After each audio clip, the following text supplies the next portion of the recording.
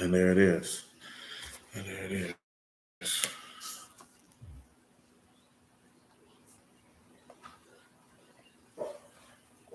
You gave a couple people a chance to get back up in the spot.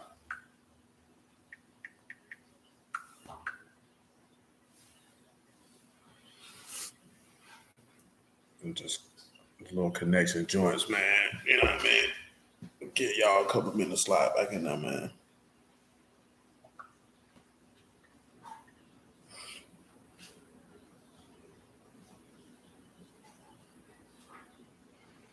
Yeah, I get y'all a couple minutes slide back up in here, man.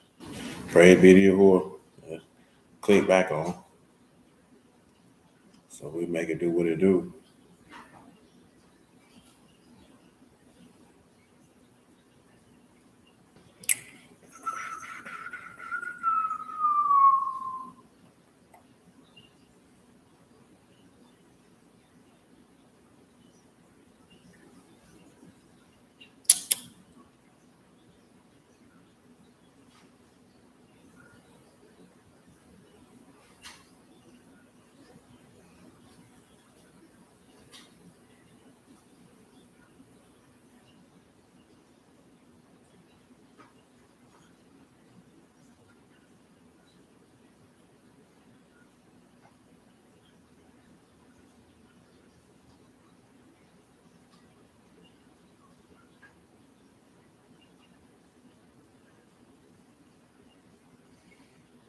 Okay, about one more minute.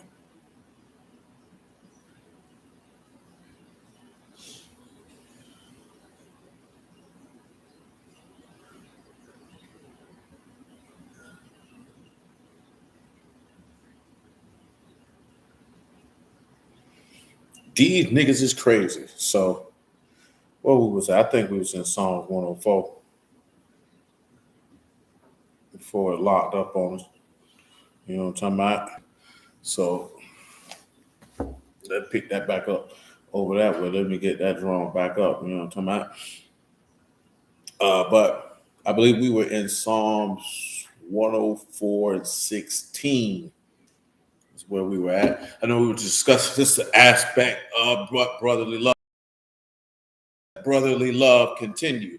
And that's a whole nother conversation. We probably got a song to use for it as a backdrop because we talk about that one a lot. You know, the love between a man and his wife is different between a brother and a brother. You understand? It's different. That's a different application of love. Not necessarily a different type of love, but a different application in certain areas because the core principles are the same. You know what I'm talking about? But the application is different because the interaction is different. The roles and responsibilities are different. They're drastically different. You know what I'm saying? That's not to say that, hey, there could be something your wife wouldn't take up arms. But the more so as anything is that if you automatically go to thinking about her, you're thinking like how a child thinks in regards to their mother. You know what I'm saying? When you're a young man, you're a young child, you know what I'm saying? You think, mommy's going to do this for me. She can do this and she can do that because you're not strong enough to do it for yourself. You know what I'm talking about? When you become a man, a woman shouldn't be your fail-safe of this is my place of protection. You know what I'm saying? Or if something go down, I can trust her with my life. That doesn't make her any lesser. It really makes you lesser. Because I don't think any woman would really want to hear a man say that out loud. So battle go down, you trusted me? You know what I'm saying? She doesn't want to be a part of that. And nor should she want to be a part of it. Because I think, of course, because of the society that we live in, I don't think that a lot of people realize, I don't care what race they are, this is not a race specific thing, that when you go begin to put women in certain mindsets and ways of living and then expect them to remain feminine, you're asking for a lot. You can't ask a woman to take on masculine attributes and areas in life and then ask her to just cut that switch off and be a soft, dainty lady. It's only a rare breed of women who can pull that off because to do what men do, you have to think like a man constantly. I know Steve Harvey wrote a book about it, but Steve Harvey is a sucker. You see what I'm saying? And a different type of sucker, not a sucker for the reasons that you think he is a sucker. He is a sucker because he dealt with a woman who basically would never dealt with a man like him. She has a track record of dealing with dope boys and gangsters and street niggas and niggas with money, and he wasn't any of that. So he got some money just to get a woman to want him who never wanted him in the first place. That's just a sucker move in and of itself. Because that means you don't love yourself. You know what I'm saying? And you're seeking some type of validation in another human being. Psalms 104 and 16. Because that's what people do when they don't love themselves. Why you think people go to Satan? All jokes, I'm not being funny. You know what I'm saying? You understand why you think people go to the adversary? Because the adversary preys on people who don't love themselves. Because he's going to give you the validation on what we were talking about in regards to ego that you're looking for. You know what I'm saying? See, when you have a low sense of self-worth and self-esteem, then Satan is going to validate you in those areas to make you feel better about yourself. So therefore, you can be able to pump and inflate yourself up. See, coming to Yahuah is already stated. You got to humble yourself, and he'll raise you up in due time. You know what I'm saying? He that exalts himself shall be abased, and he that humbleth himself shall be exalted. So there has to be a divesting from self, a divesting from your self-esteem in regards to feel like that you are and not in need of a savior, not in need of a redeemer. You know what I'm talking about? So you have to divest yourself from that level of ego as far as your self-esteem is concerned, or your pride of not understanding that you need deliverance. And then that he will exalt you because of your humility. And see, that's why he says you can't believe because you seek honor one from another. See, you don't want the honor that comes from Elohim only, or you don't want him to validate you, because it's not a validation that you can prance and purport in front of other people. You know what I'm saying? Because see, the validation of Elohim, it hits differently. You may have some type of tribulation, some persecution, some type of suffering that you may have to endure through. And that doesn't seem like validation in the eyesight of men, which is why they said if he be the son of Elohim, let him come down from the stake if he will have him. Because it didn't seem like that the Father in heaven was validating Yahusha at that particular time. Yet the Father was validating him greatly because of the humility of which he exhibited, because he had a desire to solve a problem and to bring forth a solution to those who needed that solution, and to bring forth a reward to his friends. Because remember, that's a part of him preaching to the spirits in prison. It was to reward Abraham, to reward Isaac, to reward Jacob, to reward Noah, to reward Adam, to reward all the righteous men that had came before, and validate their faith and their trust in him, and him being willing to lay down his life for them, therefore validating them. That's why he say, he that trusteth in him shall not be ashamed. See, that's your validation. But see, we would rather, as the Lord said in Luke 16 and 15, you are those who justify yourselves among men, and that which is highly esteemed among men is an abomination before Elohim. See, we want the esteem of men, that validation of men, because see, your peers can see that. That's why I say they like the praise in the markets, rabbi, to sit in the upper seats and all of these type of things. That's what people looking for. You know what I'm talking about? And that's what you're looking for. You're not never going to be able to serve him, because see, Satan going to be your validator, because he's just going to appeal to your desires, and you're going to fall for a hook, line, and sinker. And you can't be a friend of Elohim, because he that loved the world, the love of Abba is not in it. Because you're going to love the pride of life and the lust of your eyes and the lust of your flesh. You're going to love that. That's being validated by the devil. See, that's a different type of deal. So that means you who are already looking at you, I can't trust you. Because if I give you my words, you're going to bastard it. You're going to bastardize it. You know what I'm saying? You're not going to be a faithful steward. You're going to take it and you're going to use it for your purpose, and you're going to eat my people whole. No, if I'm not mistaken, doesn't it say that that's what the shepherds and the priests did? That's what it did. It said they were like ravening wolves. They devoured the people whole. They ate their children. They ate their children in order to profit, in order to push themselves forward to get the gain that they wanted. That's why when you see that, Paul wrote that, he said the parents are supposed to lay up for the children, not the children for the parents. That's why Moses said, what have I taken from you? That's why Samuel said, what have I taken from you? I have not devoured and eaten you up in order for me to get fat off of you. Nevertheless, Psalm 104:16. The trees of Yahuah are full of sap, the cedars of Lebanon, which he has planted, where the birds make their nests. As for the stork, the fir trees are her house. The high hills are a refuge for the wild goats and the rocks for the conies. He's appointed the moon for seasons and the sun know his going down.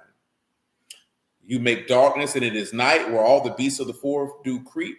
The young lions roar after their prey and they seek their meat from Elohim. The sun arise and they gather themselves together and lay them down in their dens. Man go forth unto his work and labor unto the evening. See, you got bruised now to be like, see, you ain't supposed to work at night. That's how stupid niggas is. You know what I'm saying? That was the society that they lived in. You know what I'm talking about? They worked in the daytime. At nighttime, they went home. They didn't have the benefit of cars with headlights and street lights and buildings with electrical things where you could do things at all hours of the evening. That's not how those people lived. You know what I'm saying? You really got dudes out here telling people, boy, you sinning if you work at night or you're not keeping, like you niggas, that's stupid. These dudes is this stupid. You know what I'm talking about? And when I say this stupid, these are men who purport themselves to want to lead others.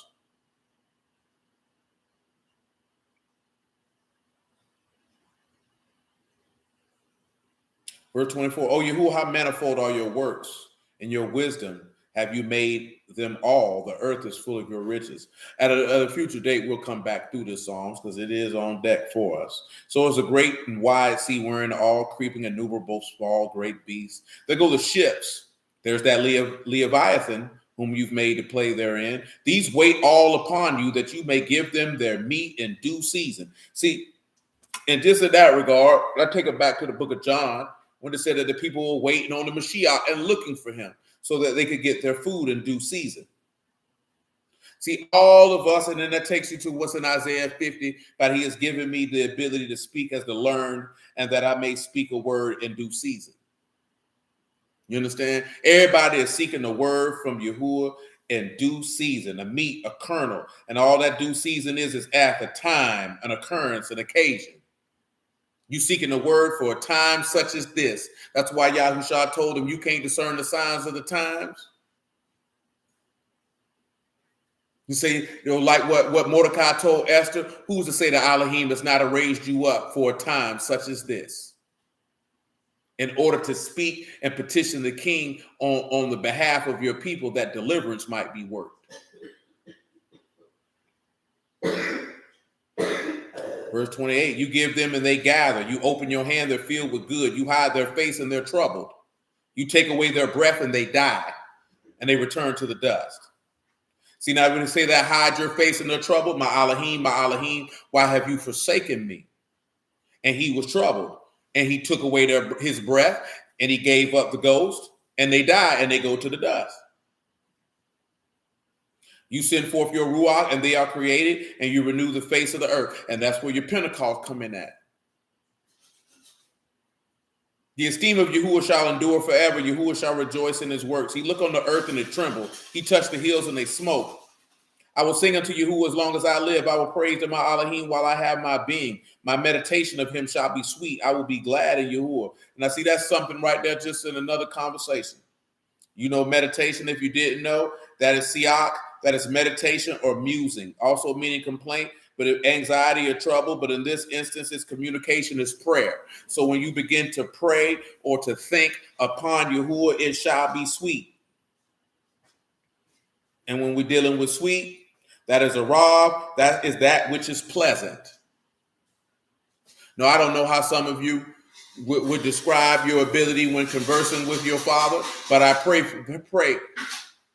that it was always a pleasant endeavor. What would you say, David, for you?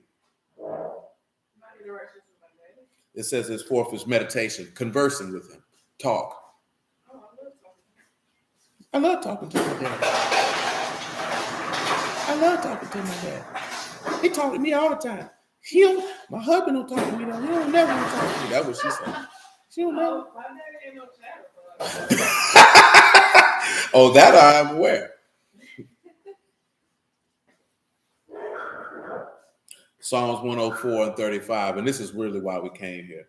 Let the sinners be consumed out of the earth, and let the wicked be no more. Bless you, Yahuah, O my soul. Hallelujah. That's what we came. He said, let the sinners be consumed out of the earth.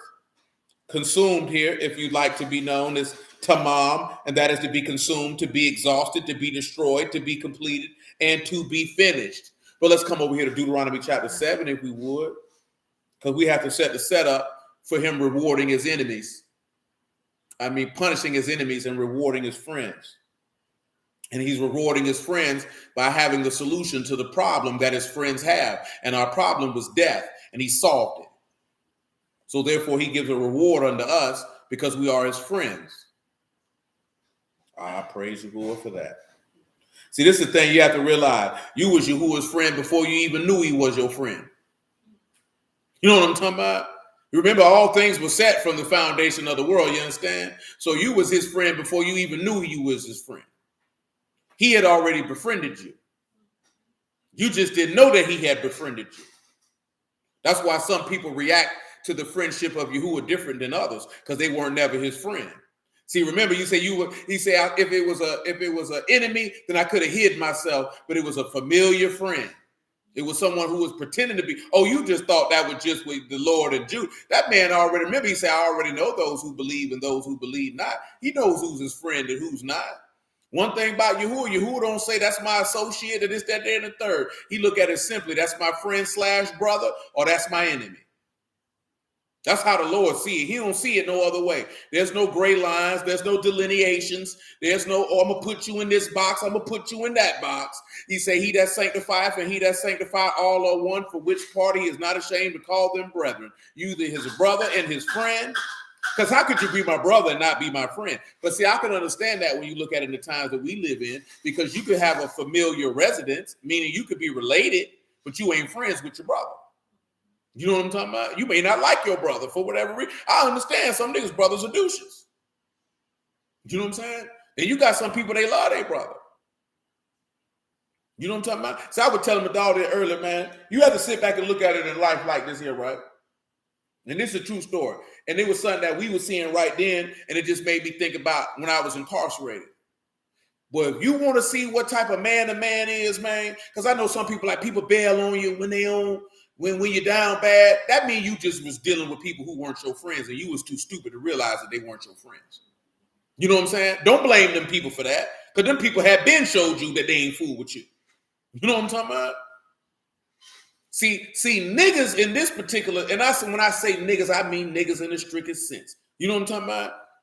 You want to wait to complain about people don't do right by you when you down bad, when them people wasn't doing right by you before you were down bad.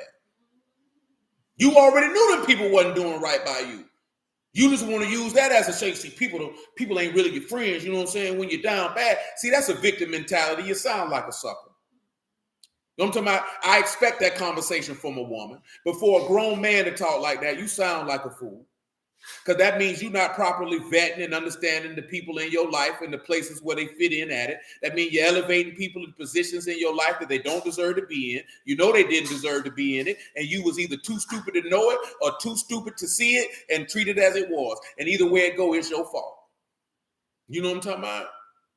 That's your fault. Because at the end of the day, if you want to see the hallmark of a man, if a man down bad and don't nobody want to come fool with him and help him out, that say more about that man. But see, we like to blame the people around you. Maybe you's a piece of trash.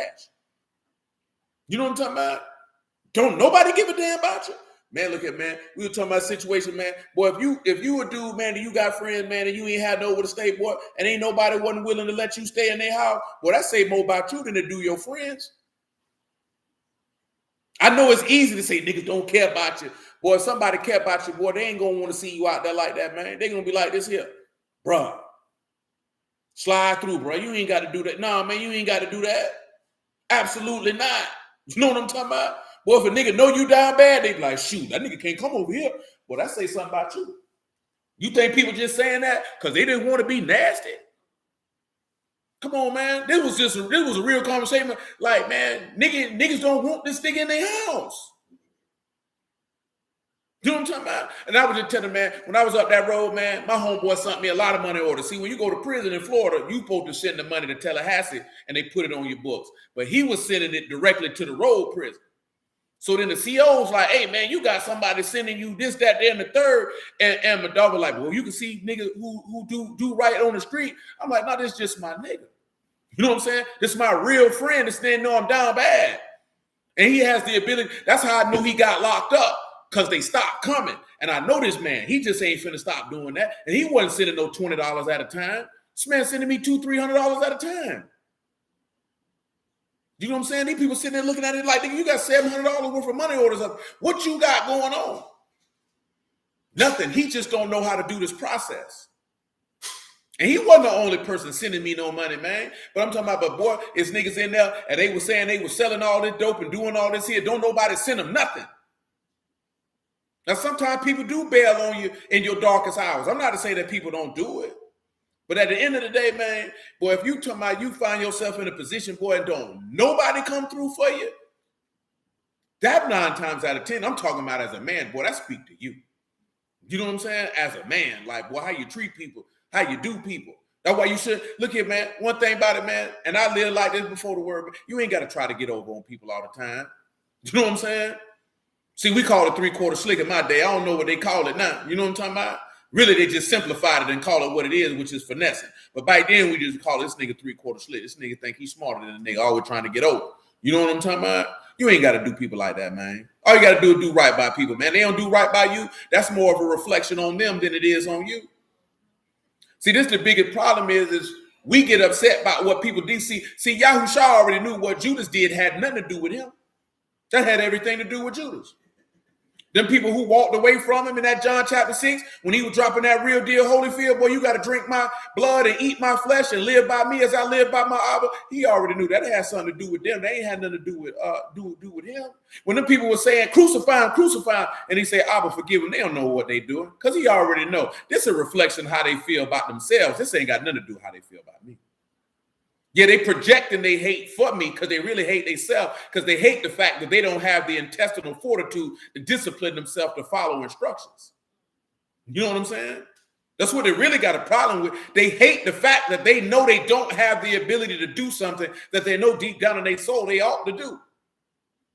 So they project the anger that they have for themselves upon me. I'm just man enough to know that, understand it, and deal with it. See, that's what most people don't understand, man. And of course, most of y'all, I've been telling you that for years. What people do 99.9% of the time ain't got nothing to do with you. It's got to do with how they feel about themselves, unless you directly doing something to people. You know what I'm saying? A lot of time when people get offended by your words, they ain't really offended at the word. They offended how the words relate to them and they don't like it. See, when you do that, that frees yourself from the mental burdens and shackles of being concerned with the thoughts, reactions of other people. Therefore, you can never be, quote unquote, triggered, because you already know why this person is behaving and moving in the way that they behaving. But see, it would take for you to remove emotion, mature as a man, and think in a more calculated fashion, and use more discernment and more of a comprehensive worldview when you assess things, instead of taking stuff personally. You know what I'm talking about? See, as a man, you should never take stuff personally. That's what women do. Women take comments and actions personally. So when you begin to take things personally as a man, you're not going to have the ability to strategically move in order to execute, to make sure that you protect yourself and your interests. You know what I'm saying? Because you're going to move emotionally based off taking that personally. As a man, your number one objective is to protect yourself and your interests. Your interests being your family and whatever business interests or whatever interests you have, period. You know what I'm saying? And that's, again, and that goes back to what Yahuah did. His greatest resource is his offspring. See, we didn't talk about that one in great detail, how he rigorously protects his resources. See, resources for Yahuah, his spirit is automatically protected. No man can fleece that. You know what I'm talking about? So his resources are his offspring, it's his seed. That's a man's greatest resource. You understand? See, it's not a resource that can be exploited, because like people say, your children are not yours. They're there to live their own life. The hell you say? That's what happens when you live in a liberal society dominated by the thought process of women. Because men, from the beginning of time, know, yes, my children are a literal extension of me. But see, what you have now is you had a lot of men who are failures, a lot of women who are failures. So they want their children to live up to something that they never achieved. See, at that point, that's bad parenting. You know what I'm talking about? You don't try to make a child live up to something that you didn't achieve. But see, if you're a man who has achievements, then yes, you can hold your son or your daughter to the achievements that you have achieved. You have something tangible to show them that you have accrued and that you have done. And this is the family lineage, and you will walk in it. You can't do that without, that's why you can't do that without results. You can't do that without achievement. Yes, then you're projecting. You are a failure. If you were a failed running back in high school, you can try to push your son to be a great running back, to live the life that you never lived. Nigga, you was a failure. Accept it. Deal with it. Look yourself in the mirror and say, I did not maximize the talent and the ability that God gave me, and I failed. Therefore, then you won't project that upon your son. But if you are a star running back and you were successful in that area, then yes, you could train your son up in that way because you have the tangible results to say, son, you can walk in this footstep and you can move like your daddy moved, and you can be able to achieve what your daddy achieved. You could do that. Well, guess what the Lord turned around and did? Well, son, I humbled myself under the word of my father. I humbled myself even unto death, the death of the stake, the tree, the cross, whatever you want to call it. I did that. And because of it, I resurrected from the dead. So, son, I can come and conform you in my image, the way you can walk in the very footsteps of the exalted Father, the everlasting Father, as the prophet Isaiah described him. And son, you can walk in the lineage and legacy that I have left before you. And I will protect my children at all costs because they're my greatest resource, just like Jacob protected them from Esau in the book of Genesis. But continuing on, I hope you're picking up what I'm putting down. I hope you're understanding what I'm trying to tell you. Deuteronomy chapter 7. I'm in Deuteronomy chapter 5, so that ain't going to help us at all in the least bit. 7 and 7. 7 and 6 will work for me. 7 and 6. And that's how you can have a power dynamic. You can't have power dynamics on a bed of failure. Can't have it. It's not going to work. It's just not going to work. How you going to exert power on laying in a bed of failure? You know what I'm saying? And that's why a lot of dudes get frustrated with their old lady. She know you laying in the bed of failure. You know how she know it? Because she laying in it with you. You know what I'm talking about? She laying in it with you. So she ain't respecting no power that you trying to exert. See, don't take compliance for respect for your power. You know what I'm saying? Because she know that there is no power. She's just complying because it's in her best interest to do so. You know what I'm talking about? So you have to understand the difference. See, Yahushua had the power, but he didn't use his power for compliance. You know what I'm talking about? He showed his tangible results for compliance. See, his ability to discipline himself to the obedience of the word, his ability to manifest love and mercy to everyone around him, is what allowed those who believed on him to be compliant. He never showed for. Now, that's why he said what he told his apostles when they said, should we ask for fire to come down from heaven like Elijah? He said, we not come to destroy men's lives. You know not what manner of spirit you are. That's not what we come here to do. We don't have to do that to get compliance. See, the wrath that he coming is because he showed that type of love and didn't get compliance. This is your recompense. You shown forth to be my enemy, but he didn't show forth power and wrath in order to get compliance. That's not what we have to do. You don't have to do that. You know what I'm saying? Deuteronomy chapter 7 and verse 6. For you are a Kadash people unto Yahuah your Elohim. Yahuah your Elohim have chosen you to be a special people unto himself, above all people that are upon the face of the earth. Yahuah did not set his love upon you, nor choose you, because you were more in number than any people, for you were the fewest of all people. But because Yahuah loved you, and because he would keep the oath which he swore unto your fathers, have Yahuah brought you out with a mighty hand and redeemed you out of the house of bondmen from the hand of Pharaoh, king of Egypt. Know therefore that Yahuah your Elohim, he is Elohim, the faithful Elohim, which keep covenant and mercy with them that love him and keep his commandments to 1,000 generations, and repay them that hate him to their face, to destroy them. He will not be slack to him that hate him. He will repay him to his face. And that's exactly what the man means. Now come get this Psalm 58. I think I mentioned the back end of Psalm 58 not too long ago, but this has come back over here to Psalm 58. Yeah, we did. We'll run it back one more good time as forth with punishing his enemies. So again, also referencing the point that we read in Genesis chapter 1 from that Psalms 104 about the herb yielding seed, the grass bringing forth. That's literal resurrection of the dead producing sons. See, the solving to our problem is to become a part of the family of the living Elohim. Becoming part of that family solves that problem because now you're no longer flesh, but you're Ruach. Now you become his friend, and he's going to reward you. Pause. Before we even read Psalms 58, let me get that Luke 12 because it just came to mind. Y'all should know the verse, but if you don't know the verse in Luke chapter 12, we'll read it for you again.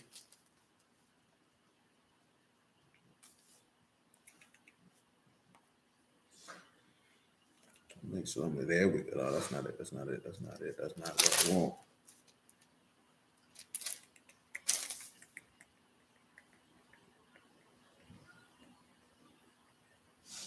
Oh, there it is. I was overlooking it. You can pick it up in Luke 12 and 28. Luke 12 and 28. If then Elohim so clothe the grass which today in the field and tomorrow is cast into the oven, how much more, O you of little faith? And seek not what you shall eat or what you shall drink, neither be you of a doubtful mind. For all these things do the nations of the world seek after, and your Abba know that you have need of these things. But rather seek you the kingdom of Elohim, and all these things shall be added unto you. Fear not, little flock, for it is your Abba's good pleasure to give you the kingdom. It is your Father's in heaven good pleasure to reward his friends. Remember, he showed Abraham a reward because of his faith. You do recall that in Genesis 15, right? Where he showed him the land that he would inherit. You do recall that he gave Jacob a vision of what he was going to get for being his friend. You do recall that, right? These are the things that Elohim loves to reward his friends. There's not a single solitary man in this text who was a friend of Yahuah who was not rewarded in doing so. Every friend of Yahuah got rewarded. See, that's a whole separate deal in itself that we could spend time on. Isaac was rewarded. Jacob was rewarded. Joseph was rewarded. You understand? Noah was rewarded. You know what I'm talking about? Jehoshaphat was rewarded. Hezekiah was rewarded. These men were all rewarded. David was rewarded. He rewards his friends, punishes his enemies. He punished Saul. You understand? He punished this man diligently and deliberately. He punished the Amalekites. Forgive me, man. I'm trying to think. It'd be so many people in this book. He punished every king of Israel. He rewarded Josiah. You understand? He punished Amaziah. You know what I'm talking about? That's what he do. He rewarded Daniel. He punished Nebuchadnezzar. You know what I'm talking about? That's what he do. You got to understand that. If you're not at a point as a man that you can reward friends and punish your enemies, you're not at the peak of your value. You know what I'm saying? If a person can't look at you and be like, I would be feared. That's what a lot of women didn't understand why men view Russell Wilson as weak when he said his greatest fear was to lose his wife. I mean, that boy, that pure coochie. That boy, that pure mango seed. Because it's supposed to be the other way around. She's supposed to be looking at you and what you bring to her, that she would be fearful to lose you. You understand? Because that's how you're supposed to be looking at Yahuah. That you would be fearful to lose him. He ain't looking at you like he's scared to lose you. That's what women don't understand. That's not a dynamic. That ain't something to be celebrated. Y'all don't want to hear that. Oh, my greatest fear is to lose you.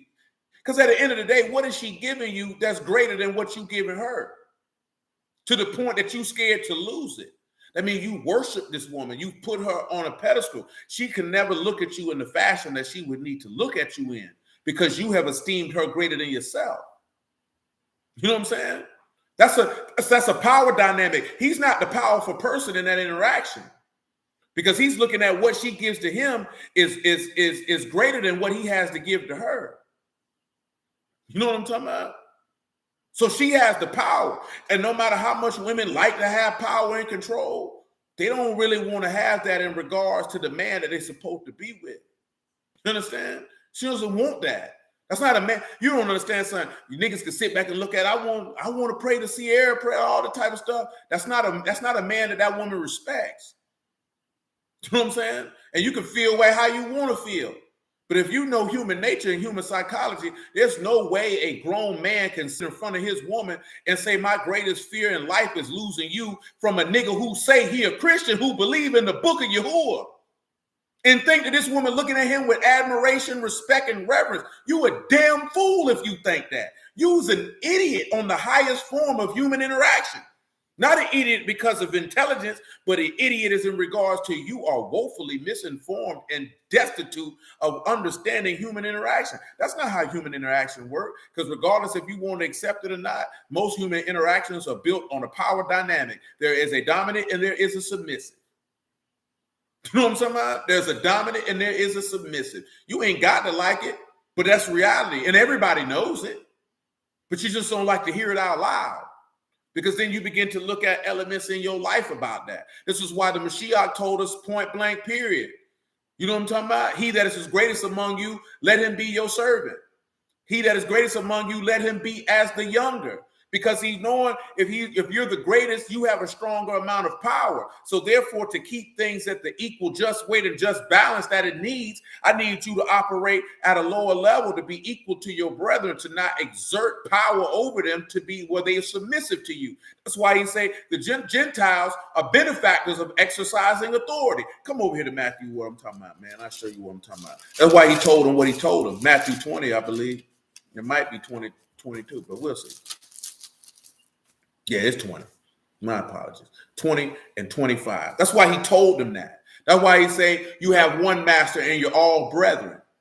That's why he told them that. Because yes, you're going to have men in the body of Mashiach that are greater than others. And he was given in the temple. That's why he say, I'm your Lord and Master, and I washed your feet. If I've washed your feet, you ought to wash one another's feet. I've given you an example that you love one another. And blessed are you if you do this.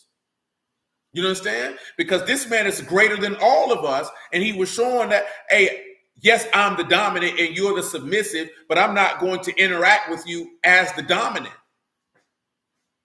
Because there's a dominant and submissive period in every single solitary interaction.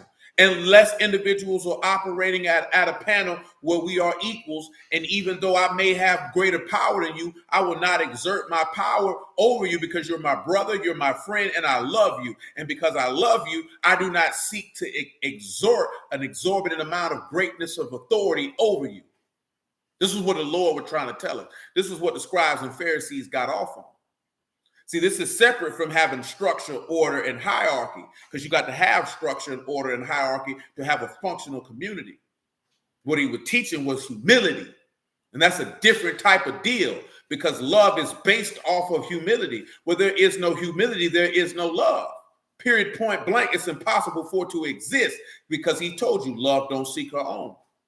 And Elohim is love. Elohim, when he came, he sought to sanctify his great name. And in doing so, he sought to draw you in with loving kindness, an everlasting love, in order for you to no longer call him Belai, but to call him Ishi, that you would look at him and say, this is my husband. And because this is my husband, I will reverence him, I will honor him, and I will serve him in the fashion that is due to a man of such great power. Nevertheless, Matthew 20 and 25. But Yahushua called them and said, you know that the princes of the Gentiles exercise dominion over them, and they that are great exercise authority upon them. But it shall not be so among you. Whosoever will be great among you, let him be your servant. And whosoever will be chief among you, let him be your servant. He's trying to tell you, in this regard, let the dominant be the submissive, so that the submissive can get strength. Different type of deal. See, he was changing the dynamic, and he was talking to his apostles. So when he's saying this, he's not talking to everybody per se. He's talking to those who labor and serve in the word of Elohim. Because those who labor in the word of Elohim are greater than those who don't, because they have something that those who don't labor don't have, which is the power and might of the word of Elohim. They don't have that. So by proxy, you're greater than them, because they have to come to you to get it. So therefore, you make yourself out to be a servant. You take your dominance and you make yourself be submissive in order to give them dominance. And that dominance is through the domination of the word of Elohim, that they may dominate the flesh, dominate the world, and by proxy dominate Satan, because Yahushua has placed his foot upon his neck, as Genesis chapter 3 tell you, put him under his heel. You understand? See, praise be to Elohim. See, that's a different type of dynamic. See, them boys don't like to talk about that type of junk out here, man. See, when you hear a lot of dudes say, I'm not nobody's teacher, I ain't nobody's leader. See, what that's saying is I'm not responsible for what I say out my mouth, nor am I responsible for the people who listen to the words out my mouth. See, you don't want to listen to no man who talk like that. If a man tell you, I ain't nobody's teacher, that man's telling you, I don't give a damn about your life. I'm not responsible for you. I don't care about you. And of course, when I tell you this, and some of you brothers know exactly what I'm talking about. When you hear brothers say, I ain't nobody's teacher, I ain't nobody's leader, these are the same people who like to teach and want to lead people when they say this. You understand? They still want to serve you up. I ain't no dope boy, but here goes some dope. That's what they tell you. I don't serve, but I got you. I got a 20 for you right here. Oh, you need that? I got this over here. That's what they doing. You understand? That's what they doing. Whole time, that's what they want to do, but they want to make sure that they absolve themselves from the responsibility of said work. You understand? You can't put no work out here on this street and not be responsible for what you putting out here. Because that man gonna hold you to task for that. He gonna hold you to task for that. This Sunday, I was just talking to my man about this the other day, man. When you teach the word, you respond like this here, right? Shalom, Christina. It's like this here, right? And I told you this the other day, like, I care about what everybody got going on, but I don't care. Meaning, I'm not going to be emotionally invested to if you do certain things that may not be wise, that it would cause me some type of emotional distress. You know what I'm saying? Because I'm not going to be emotionally invested in your decisions, whether good or bad. But you have to be invested in the outcomes of the people's lives who you serving. If I'm serving you up work, I have to be invested in the outcome of your life, that you get the best possible outcome, that your outcomes are positive, that you get the results that you desire, and that you have a good, peaceful life serving your Elohim. A lot of dudes, they don't care about your life. They don't care about you actually having a good life. Because remember what he told them in Jeremiah 29, he said, man, hey, man, we want to be able to live a peaceful life serving Yahuah, and that's it. All this other stuff niggas got going on, that's your own stuff. At the end of the day, we just want to have a peaceful life serving Yahuah. We don't want no stress with these people out here with this, that, and the third. Don't nobody want to have stress with their wife. Nobody want to have stress with their husband. Don't nobody want to have stress with their kids. Don't nobody want any of that. Well, a lot of brothers and sisters have these issues, and niggas is not investing in that. They don't give a damn. You know what I'm saying? They don't care what you got going on. They don't care to know. They don't care to help. They don't care to do any of that. Now, see, there's a difference. It's one thing. The difference is that you're readily available if you are needed versus some men who seek to pry and intrude. See, that's different. You know what I'm saying? Some people want to pry and intrude. I'm not going to pry and intrude on your life. If you want me to know, you'll let me know. If I'm able to see it from afar, make an assessment that something is amiss, then, hey, I can come talk to you about it. But I've always had that mind. I don't give advice unless asked. You know what I'm saying? If you don't ask, I ain't giving it. You know what I'm talking about? Because if you wanted it, you would have asked me for it. You know what I'm talking about? And if you didn't ask me for it, then clearly you didn't care what I had to say. And that's your business. I ain't gonna hold your feet to the fire about it. If I say, hey man, don't do X, Y, Z, and you do it anyway, I ain't gonna be walking around here and be like staunchly mad and upset because I don't have to live with the results. If you're comfortable with living with the results, whether good or bad, then hey, that's up to you. Because I don't have to live with it. And that's one of the big things, regardless of in life, when you talk to people, man. When you talk to people, you have to make sure that you know and understand that you don't have to live with the results of whatever it is that whatever you advising them on. You don't have to live with it. So you have to make sure that you let people know. You know, I tell y'all, man, I tell you what I would do. And then shoot, here's the pros and the cons, and you make the decision because I ain't got to live with it. And I always thought like this. I done told y'all that before. Nigga come tell me, you think I should go to trial? I'm not finna tell you to go to trial, bro. I'm finna go to trial. Because if I lose, I can deal with the time that I might get if I lose. But I can't tell you to go to trial, bro, and then people give you a life sentence because you gonna blame me for that. You know what I'm saying? I understood that you going to blame me for that. And you're not going to blame me for that. Because I ain't going to tell you what to do. You know what I'm talking about? I tell you what his words say to do. I'll let you know what I would do. We can weigh the pros and the cons. And you a grown man. You can make the decision on what you're going to do. Because you got to live with it. You know what I'm talking about? I be hearing dudes like this, man, hey, man, shoot, if he want to marry that girl, that's his business, bro. I ain't got to live with her. What I care. All you can do is tell her. But if you know that woman is a $2 slut, she around here shucking and bucking everywhere she go. And you let her know, hey, boy, you know, boy, that's a slut bucket right there. Boy, don't you do that. He know, I love her, man. Shoot, that's you. I done told you. You know what I'm saying? Because when you come crying to me about what I done told you, I don't want to hear it. The nigga already told you that. You know what I'm talking about? She dragging you, that's what you deserve because you knew that. And sometimes we don't sit back and look at it, right? When niggas go to hell, they're getting what they deserve. Because that's what you chose to accept. That's what you chose to put up with. That's what you chose to live with. You chose to live with rebellion. You chose to live disagreeable. You chose to live evil. You deserve to go to hell. If you choose to live justly, to live righteously, to live kadashly, to live equitably, to live according to the righteous judgment of the living Elohim, you deserve a kingdom and everlasting life. In my opinion, that's an even swap, no swindle. Both got what they deserved. And they got what they deserved based off the choices that they made.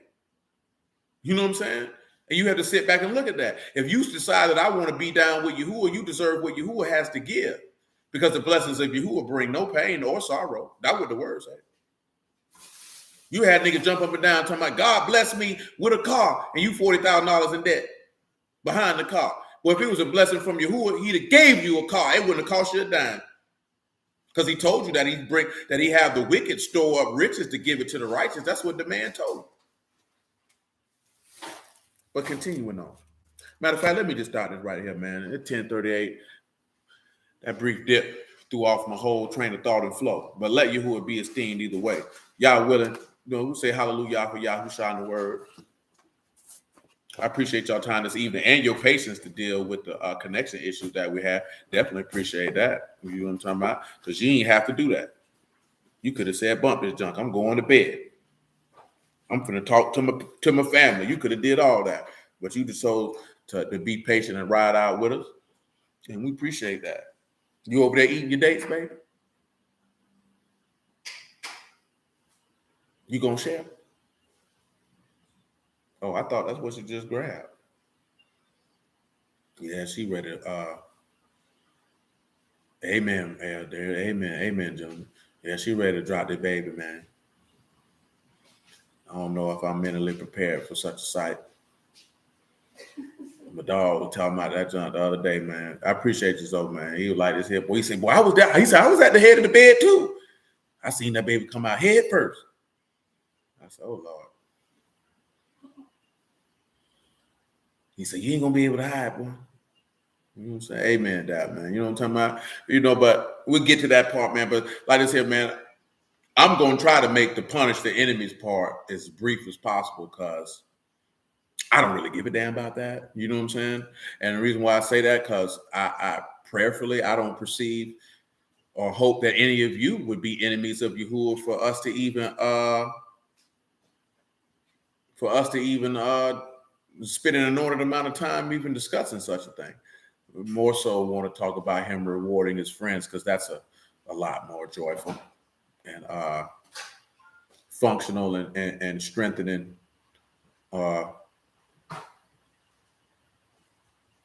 and the way to salvation, in my personal opinion. You know what I'm saying? Y'all may look at it differently. I don't know. But yeah. But just always keep this in mind too, man. You know what I'm saying? Like, y'all are Yahuah's greatest resource because you're a reflection of him. See, that's what a lot of dudes don't really be understanding, like when they choose a woman. You know what I'm talking about? Like the woman is a reflection of you. How she conduct. That's why Yahuah was irked. You know what I'm saying? You profaning my Kadash name. You got me looking crazy because you were a reflection of me. When they see you, they supposed to see me. You know what I'm saying? How a woman dress, how she talk, how she interact, that's a reflection on what type of man her husband is. You know what I'm saying? And I know a lot of us wasn't told that or gave him that, but that's a fact. You know what I'm saying? Your woman don't care about how she look. You know what I'm talking about? Don't care about keeping her wig tight.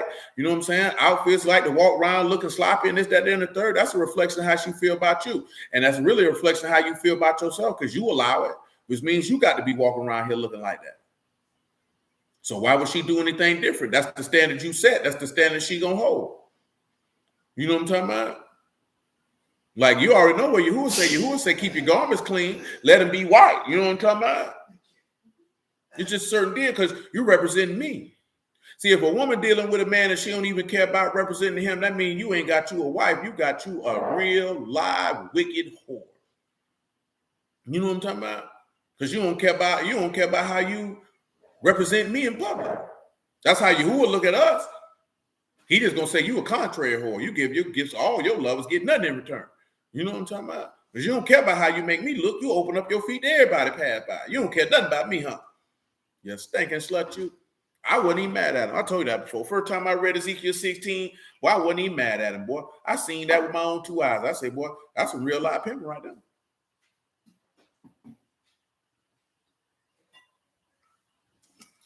He gave blood raw. I didn't. I will do it tomorrow, Brother Bobby. I will do that. I was trying to head that way, and we were going in a different direction. And then the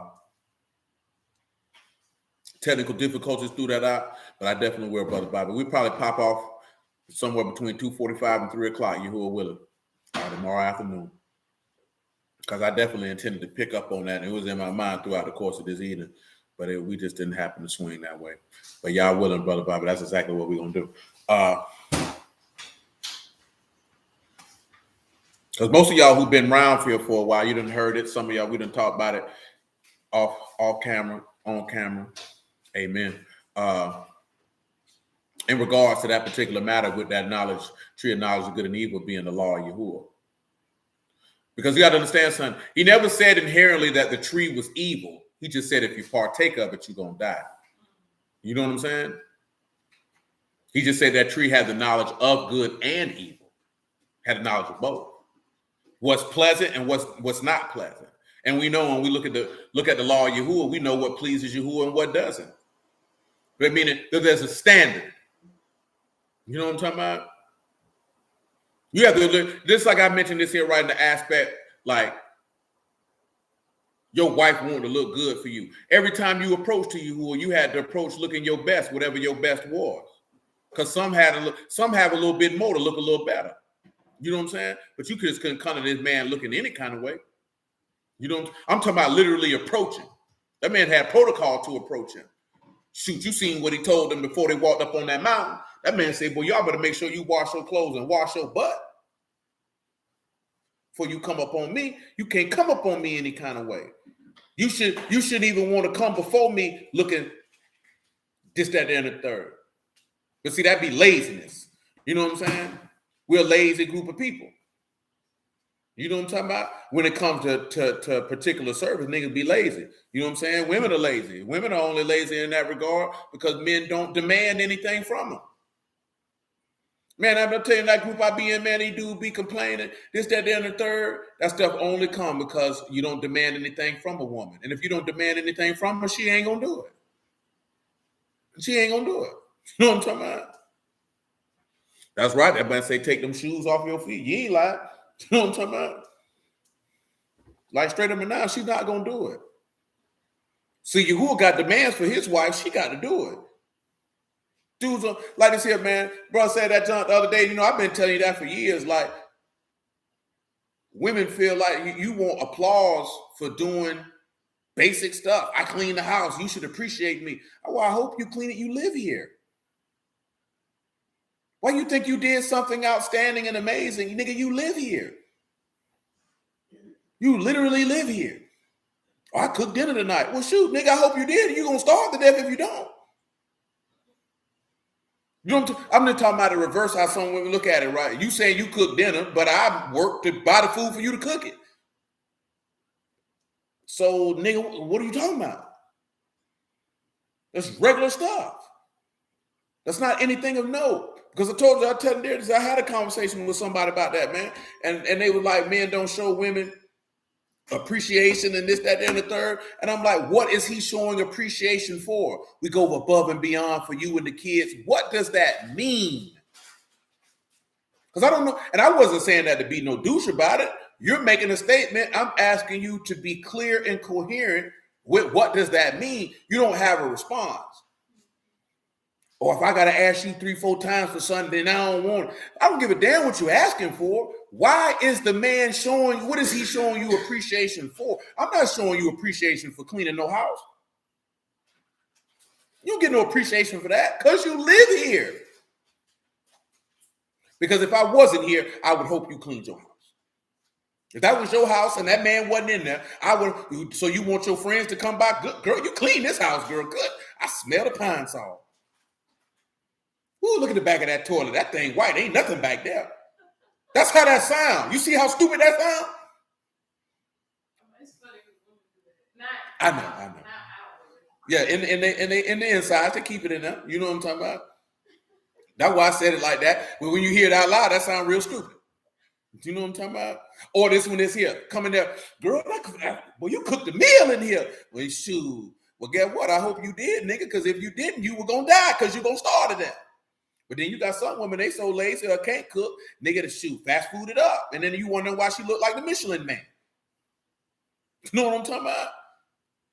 She around here, walking around here looking like this. Now you around here bouncing like an 8. That ain't right. But see, that's regular stuff. That's no different than you're not going to get, see, if you paying all the bills as a man, you paying all the bills because you seeking to dominate your domain. I mean, I can call the shots. You shouldn't be doing that for no woman because you should have been doing that before you got the woman. See, the difference is going to be if you weren't doing that before you got a woman, then you feel like you got to do it for the woman. You know what I'm talking about? If you were already taking care of yourself before the woman, then you're bringing her into what you got going on. So then, of course, you're going to have a little bit more control of the dynamic because I was already taking care of myself before you got here. I was already doing that. Versus if you weren't doing that, then you get you a woman, your thought process and interaction with her is going to be a tad bit different. You know what I'm talking about? That's why you can see that with Yahuah, his interaction with you was different. Because, baby, I already had all this here before you came around the corner. You benefiting from me. You know what I'm saying?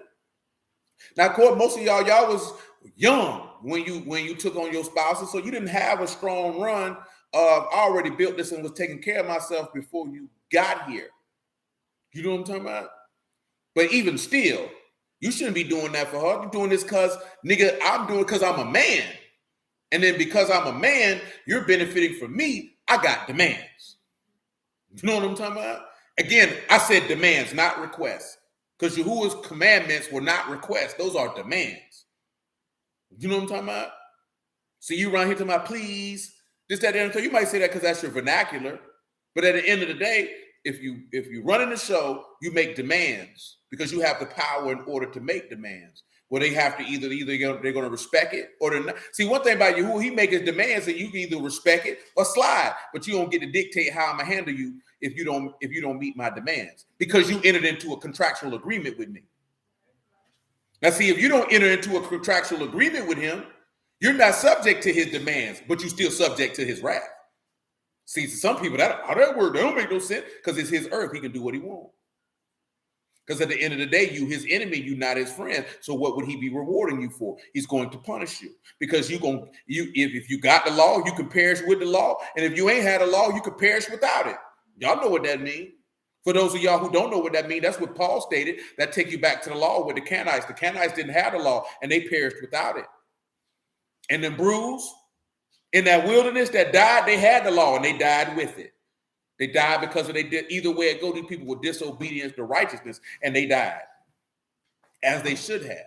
All of us should die if we run afoul consistently of this man's will because we're showing us forth to be his enemy. You know what I'm saying? We're not his friend because his friends obey him. You know what I'm talking about? Listen what this man told these men. He said, you're not my servants, you're my friend. Because at the end of the day, and again, I'm talking, and I'm also kind of conflating two things together that should be separated. Because his apostles were literally his servants because they were his emissaries. It was anybody who was in that quote unquote fivefold ministry. That's an apostle, a pastor, a prophet, an evangelist, a teacher. They're literally servants of the master, the great master, the chief shepherd. They're literally servants of his. And he turned around and say, no, if you do what I say to do, you my friend, you're not my servant, because I'm going to let you know everything that I do. You understand? Do you not understand that, sir? That's how you know see, if you let your wife know everything that you do, then she your friend. She not your servant. She not gonna view you as no servant. She ain't gonna view you as her leader. She gonna look at it and say that we're equal on the same footing. You know what I'm talking about? You ain't supposed to tell this woman everything you doing. For what? She don't even need, guess what? Elohim don't tell you everything he doing. You know what I'm talking about? See, when he say let everything be known, he was referring to the text and the secrets inside the text. You understand? He was letting them know. That's why he told them, I'm going to resurrect from the dead. That's why he didn't tell the people that.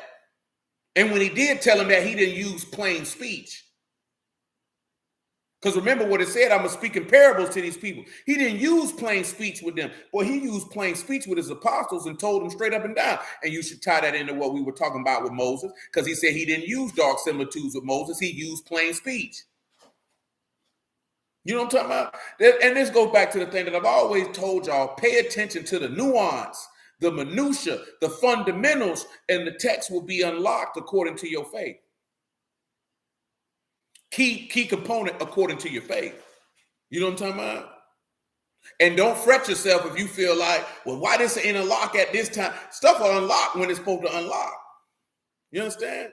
I'm speaking from personal experience. I ain't never fret myself in the time period when I was studying the text, man, I don't understand what it means. Why I don't understand what it means. When it's time for me to understand what it means, I'll understand what it means. If you don't want me to understand what it means, then I won't understand it. And I'm good with that. You know what I'm saying? And I'm good with that. Every bit of understanding that I've been able to acquire according to the mercy of Yahuah ain't coming the same day at the same time. I've told y'all instances of where understanding on certain matters arrived at. And I'm gonna be honest with you. You know what I'm talking about? They didn't arrive when I was sitting here obsessing or thinking about this, that, and the third. But there was a time period, these brothers know, man, especially when I used to drop work on the internet regularly, which I will never do again unless Yahuah moves me to do so, because those days are long gone and finished. You know what I'm talking about?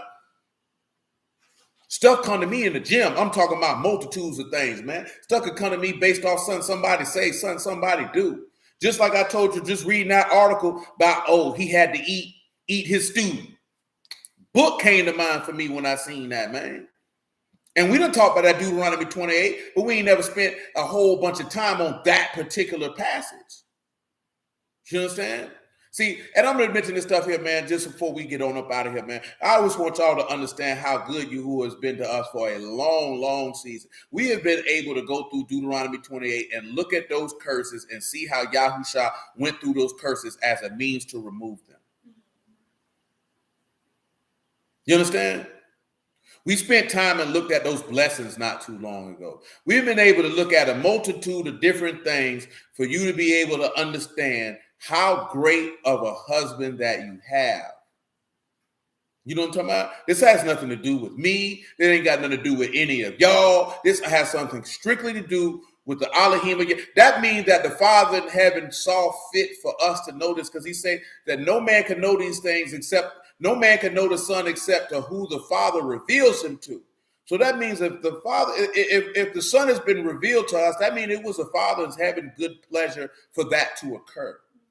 You have to understand that. This ain't about no infant. This ain't about me. This ain't about nobody. I'm talking about nothing, period. That's all about the Father in heaven. That's where the esteem is supposed to go. That was his good pleasure. Because, boy, I just listened to some niggas last night. Happened just to run across a mute. I'm not going to call it a name. I hadn't seen this nigga a video with this nigga in it in years. Saw a couple of music videos he had. Pure, unadulterated trash. You know what I'm talking about?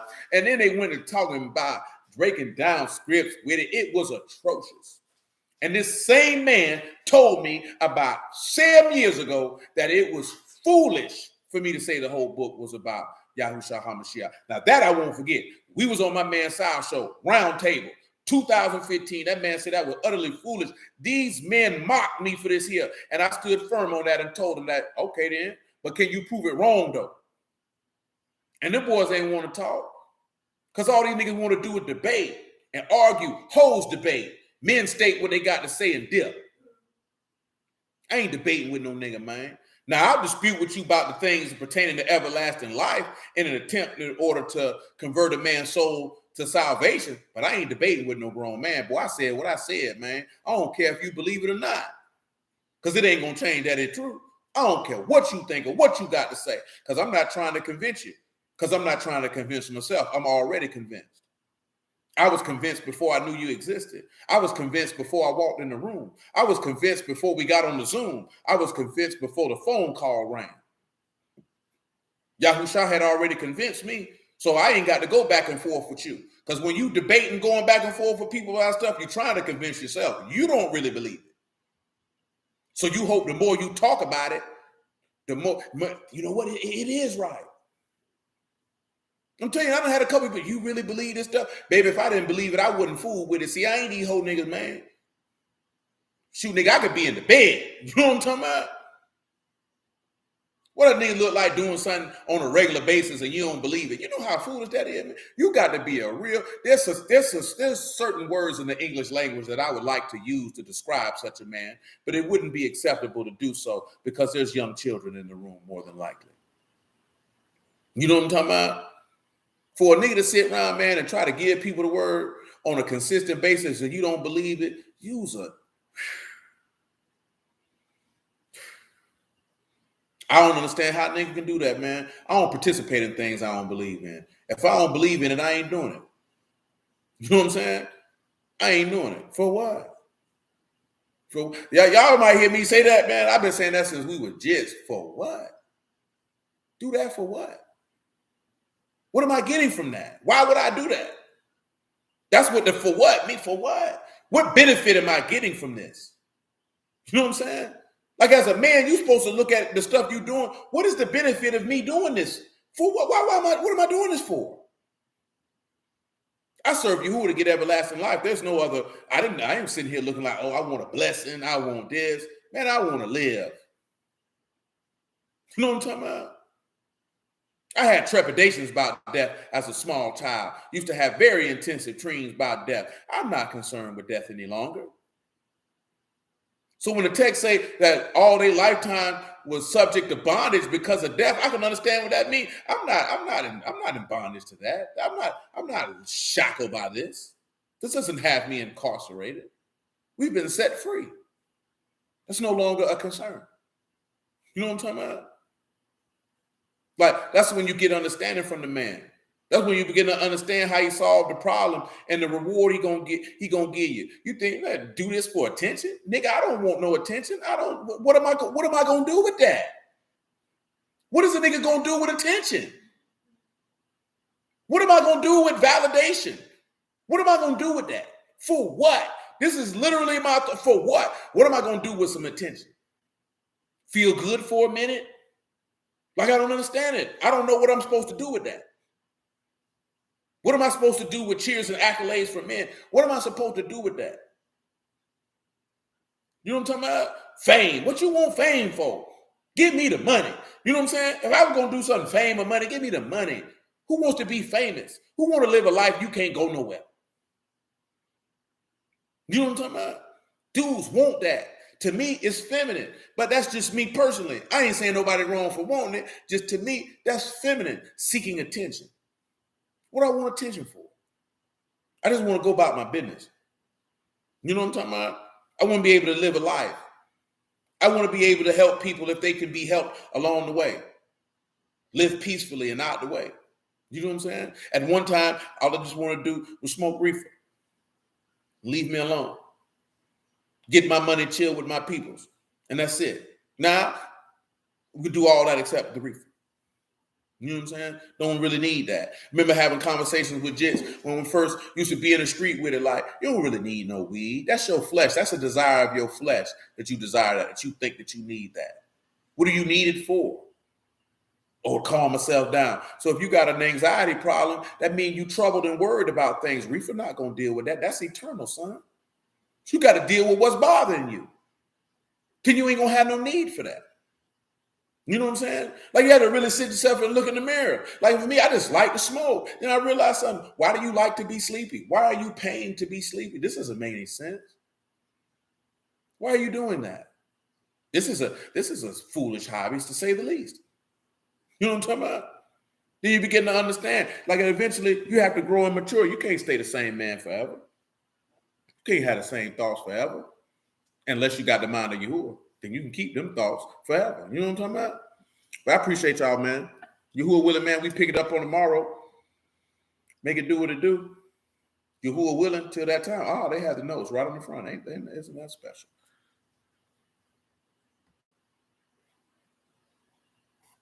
Now, let me let you go ahead and take your rest, baby.